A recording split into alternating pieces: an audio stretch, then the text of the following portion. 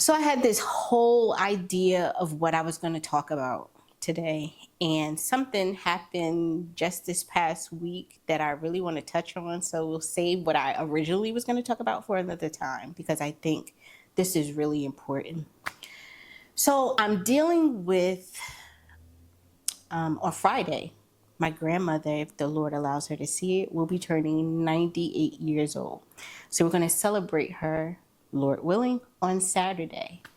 And I'm also dealing with a family member being hospitalized. So, I'm a bit emotional about that. Anybody that knows me knows that I have my hands in a bunch of different things because I'm a creative. And so I can't do just one thing. So I have multiple businesses and I have a job, but then I also have contract work because again, I can't just do one thing or have one stream of income because I'm millionaire minded. And I was a little worried about whether my contract would be renewed. And I found out at the 11th hour that my contract was being renewed. So I was really excited about that. And then I have another business that I'm looking to build my team. And, I was having a difficult time finding people. And then a friend of mine was like, hey, I just met somebody that I think would be really good. Maybe I can connect you to, you see where it goes. The person reached out to me that evening. And the night prior, I had just been praying, like, Lord, I'm working so hard on so many things. And it's because I want to win. And it's not because I want to have a lot of money just to say I have a lot of money, but I want to be able to give my kids a certain life. And I have these ideas of the life I want them to have. In order to do that, we can't do it on love alone. So, I really want these things to work. And, I'm crying and praying the night before. And then, the lady calls me the next day. And so, because of all of these things, good and not so good, I'm emotionally charged. So I'm reading the email and I'm like almost in tears. And I go out and I talk to my husband and I'm telling him, babe, somebody just reached out to me. It's really good. They have a lot of experience and it's exactly what I'm looking for. I haven't done all of my background checks and all that kind of stuff, but, it could be really good for my business. And he says, well, how are you going to find, work? And I'm like, that's the easy part. I need to build the team because it doesn't make sense to find the work if I don't have anybody to do the job. And he was like, okay. And then he, just kind of went back to what he was doing. And I'm sitting on the couch folding clothes and I stop and I look. And I'm waiting for him to like do something or give me something, look back at me. And he doesn't. And so I say, well, don't sound so excited, dear. So he's like, what? We were having a conversation. You told me something. I asked you another question. We were talking about it. And I'm like, yeah, but give me something. Like, you don't sound excited. I'm happy about it. And you don't sound excited. He's like, I don't I don't understand what I did. Because at this point, I'm starting to get a little frustrated. Like, why you not as happy as I am about what I just said to you? Because you know how I've been stressing about this. That's my attitude. And he's like, wait, so you're getting frustrated with me because you had an expectation for the way I should have responded to what you told me. And I didn't respond that way. So you're upset with me. And I'm like, I'm not upset, but I'm just saying you could have been a little bit more excited and happy. Like, you didn't give me anything. And he's like, of course I'm happy for you. Why wouldn't I be happy for you? But I wanted him to be up like how I was up. And my husband he's very mild mannered most of the time, except for the Cowboys or food. That's it. Football, food, he's up. Anything else, he's kind of even kill. So then I was like, You know what? You right. You right. I had an expectation. You didn't do what I expected you to do, so that was on me, my bad. Kind of in a dismissive, like, whatever, let's end it in the conversation. But then once I kind of sat with it, which I'm learning to do now, as a married woman, I've been married for 7 years, but only now am I starting to really understand some things differently. So I'm like, I'm walking around Target. It's the next day. I'm walking around Target and I'm still thinking about it. And I'm like, dang, he was right.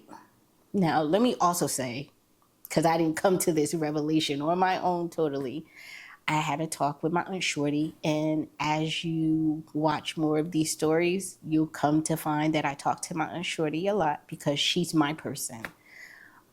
So, I'm talking to Aunt Shorty about it. And she's like, I think where we really get ourselves jammed up because we have these expectations of how people are supposed to act or respond. And when they don't, we get upset, but they are individuals and allowed to have their own sovereignty over how they respond to things, even if it's not in line with what you expect. And she was like, Aaliyah, you've done a lot of things. You've acted and done things. And, your parents were always there growing up. Your parents always. So you expect that from everybody. And she's like, people have different experiences where everybody doesn't do that. And that doesn't make them bad people. But, it's hard sometimes if you haven't, and she's not talking about anybody in particular, but just saying in general, sometimes if maybe people haven't been celebrated themselves in a certain type of way, or at least in the way that I have, I can't expect them to do the things that like my parents would do. Anything I did, my parents would celebrate in. I got the flowers and the balloons and the little gift on the bed with the card, congratulations. So any little thing we celebrate.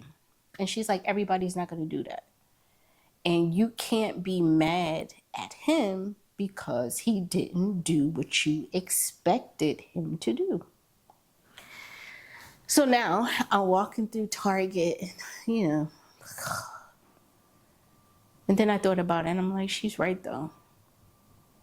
Because I did. I expected him to do something that he had no idea I expected him to do. And then I got upset with him because he did not do what I expected him to do.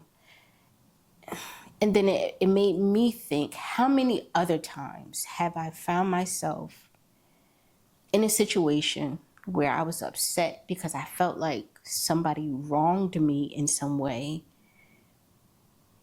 And perhaps they really didn't, but it was really me expecting them to respond or behave in a certain way, and they didn't.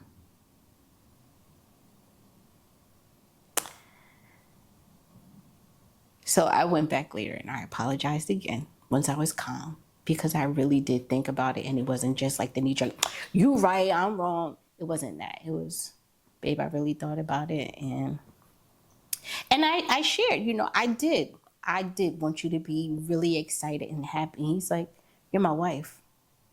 I'm always happy and excited. I talk about you all the time those are the things I don't know, but because I don't know it, I don't know it. Just like if he doesn't know, he doesn't know it. So that happens a lot with us because I get upset because I expect him to do certain things. And possibly because I'm a daddy's girl and I was raised a certain type of way. And I was the youngest and the only girl. So you might as well say I was like an only child. But anyway, I do have a certain expectation for how I'm treated.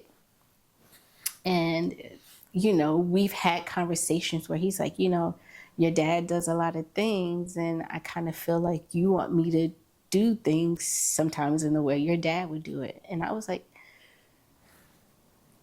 in my mind, I'm like, well, yeah, of course. But the reality is he's not my dad. He's my husband.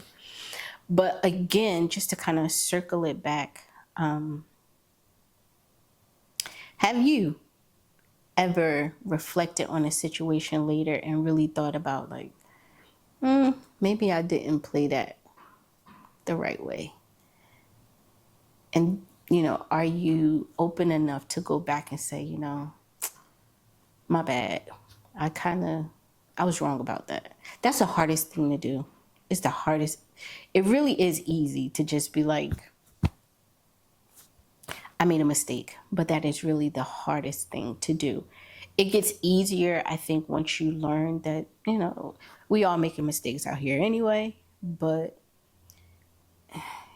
it's very humbling to be able to say, I got it wrong. And I'm learning as a mom, as a wife, as a adult, that the only person I can put expectations on is myself, because I am the only one that I am in control of. And sometimes I don't even know if I'm in control of me, but I'm really the only one that I can really control my responses to things. So I'm the only one that I can place expectations on.